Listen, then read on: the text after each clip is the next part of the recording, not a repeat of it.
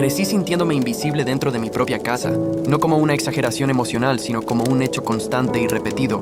Desde que tengo memoria entendí que mi lugar en esa familia era ocupar el menor espacio posible, no hacer ruido, no necesitar nada, no causar problemas. Mis padres tenían un hijo favorito y nunca se molestaron en ocultarlo. Mi hermano mayor era el centro de su mundo. Sus éxitos eran celebrados como victorias familiares. Sus errores eran justificados con paciencia infinita, mientras que mis logros pasaban desapercibidos y mis errores eran tratados como fallas imperdonables. Aprendí desde muy pequeño que pedir atención era inútil. Si llegaba triste del colegio, nadie preguntaba por qué. Si tenía miedo por las noches, me decían que no exagerara. Si necesitaba algo para la escuela, me recordaban lo caro que era. Todo y lo poco agradecido que yo era por pedir. Mientras tanto, mi hermano recibía apoyo constante, palabras de ánimo, regalos, tiempo, afecto. Yo aprendí a resolverlo todo solo. No porque fuera fuerte, sino porque nadie estaba dispuesto a ayudarme. Recuerdo noches enteras, cenando solo en mi habitación mientras escuchaba risas en la sala. Recuerdo cumpleaños sin torta, sin felicitaciones, sin fotos. Recuerdo cómo aprendí a desaparecer dentro de mi propia casa, a convertirme en alguien que no estorbaba, porque estorbar significaba recibir miradas molestas o comentarios hirientes. Así fue como crecí, sintiéndome sobrante, convencido de que si algún día me iba nadie lo notaría. Cuando llegué a la adolescencia, la diferencia se volvió más evidente. Mi hermano empezó a meterse en problemas serios, de los que cuestan dinero y energía, y mis padres reaccionaron como siempre. Lo protegieron, lo defendieron, justificaron cada error. Vendieron cosas, pidieron préstamos, hicieron sacrificios que nunca hicieron por mí. Yo en cambio empecé a trabajar después de la escuela, no porque me lo pidieran, sino porque entendí que si quería estudiar, comer mejor o tener algo propio tendría que ganarlo solo. Mientras ellos hablaban de segundas oportunidades para él, a mí me hablaban de responsabilidad, de madurez, de no ser una carga. El contraste era tan evidente que dejó de doler y empezó a endurecerme. Dejé de esperar cariño, dejé de buscar aprobación, empecé a construir una coraza que me permitiera sobrevivir sin ellos. El día que cumplí 18 años fue el punto final. Me dijeron que ya era adulto, que tenía que arreglármela solo. Lo dijeron sin emoción, como quien se quita un peso de encima. Hice una mochila, tomé algo de ropa y me fui. Nadie me abrazó, nadie me pidió que me quedara. Nadie me preguntó si estaba bien. Crucé esa puerta sabiendo que no estaba dejando una casa, estaba dejando un lugar donde nunca tuve hogar. Crecí sintiéndome invisible dentro de mi propia casa. Los años siguientes fueron duros, trabajos mal pagados, habitaciones pequeñas, noches sin dormir, momentos de duda en los que me preguntaba qué había hecho mal para merecer ese abandono. Pero también fueron años de aprendizaje, de crecimiento silencioso. Estudié como pude, trabajé más de lo recomendable, aprendí a depender solo de mí. Poco a poco mi vida empezó a estabilizarse. Conseguí un buen empleo, un pequeño departamento, algo de tranquilidad. Por primera vez sentí orgullo de mí mismo. Durante todo ese tiempo mi familia no existió.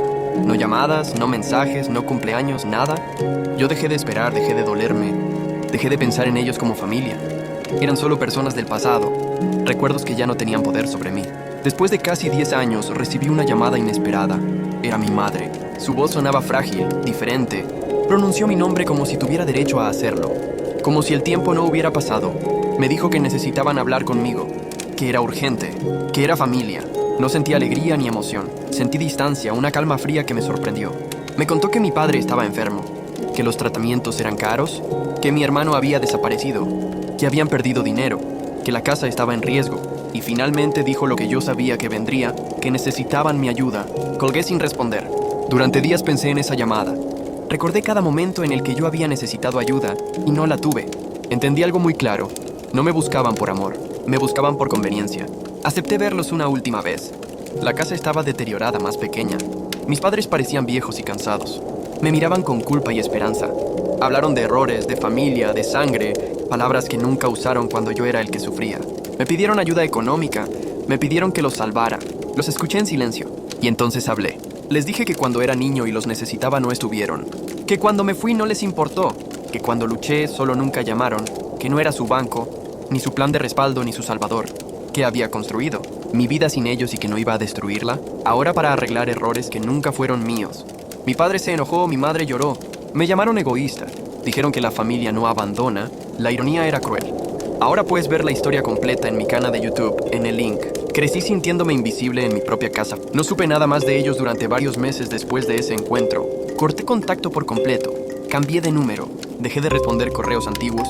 Seguí con mi vida convencido de que ese capítulo estaba cerrado, pero el pasado tiene una forma extraña de reaparecer cuando menos lo esperas. No para hacerte daño esta vez, sino para mostrarte que hiciste lo correcto. Me enteré de la verdad por una persona que conocía a la familia. Alguien que no tenía motivos para mentir. Alguien que me buscó solo para decirme que tal vez debía saberlo. Fue así como descubrí que mi hermano no solo había desaparecido, sino que había vuelto peor de lo que se había ido. Se había convertido en un apostador compulsivo.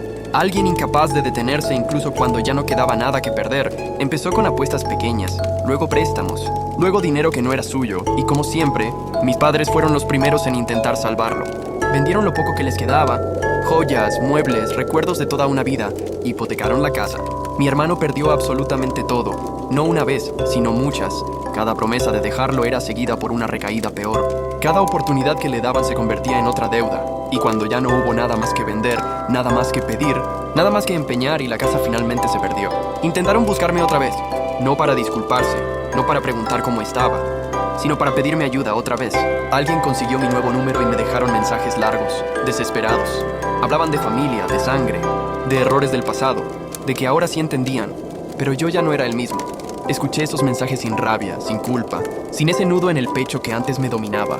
Por primera vez pude escuchar su desesperación sin sentir que era mi responsabilidad arreglarla. No respondí. Ellos lo perdieron todo, pero yo no perdí nada, porque nunca me perteneció ese desastre. Nunca fue mi carga, nunca fue mi culpa. Con el tiempo, supe que mis padres tuvieron que mudarse a un lugar pequeño, depender de ayuda externa, enfrentar por fin las consecuencias de años de decisiones equivocadas.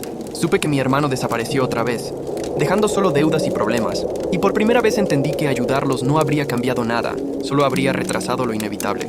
Yo en cambio seguí avanzando. Invertí en mí. A veces pienso en el niño que fui, el que cenaba solo, el que aprendió a no pedir nada, el que se fue de casa sin despedidas. Y me alegra saber que ese niño creció y tomó la decisión correcta. No se convirtió en lo que esperaban.